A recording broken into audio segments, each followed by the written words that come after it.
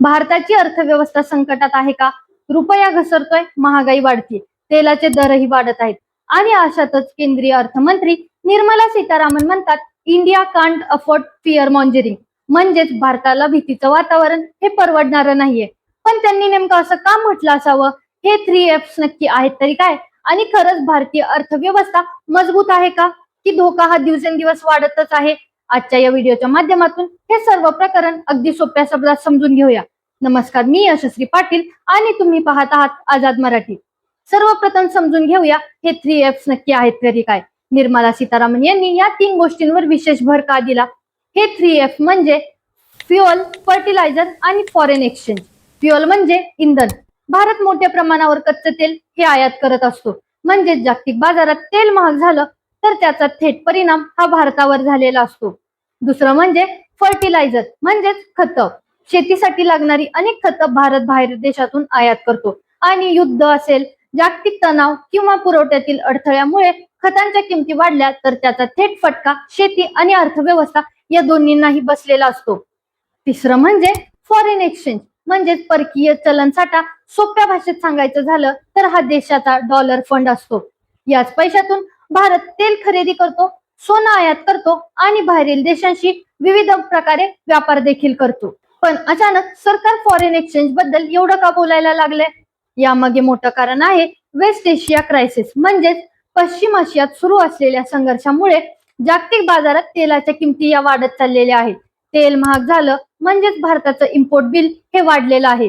म्हणजेच देशाला जास्त डॉलर खर्च करावे लागत आहेत आणि जेव्हा डॉलरची गरज वाढते तेव्हा रुपयावरही दबाव मोठ्या प्रमाणावर वाढलेला असतो.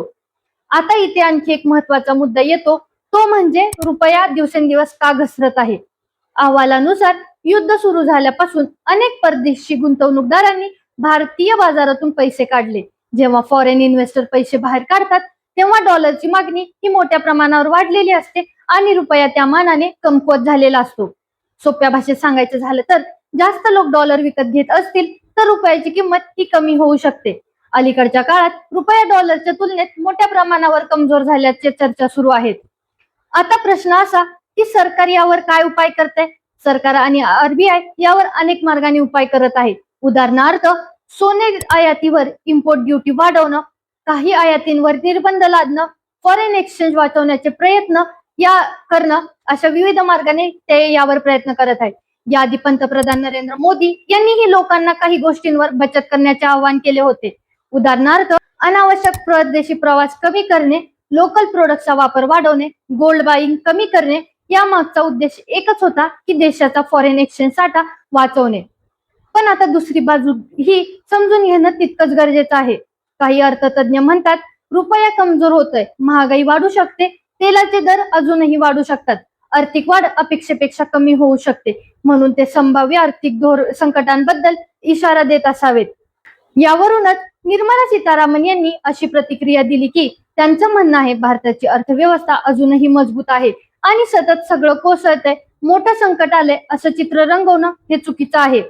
त्यांनी अशा नकारात्मक वातावरणाला फिअर मॉन्जरिंग असं म्हटलं. म्हणजेच लोकांमध्ये जास्त भीती निर्माण करणं. त्यांच्या मते देशाला घाबरवण्यापेक्षा लोकांमध्ये विश्वास निर्माण करणं हे जास्त गरजेचं ठरतं.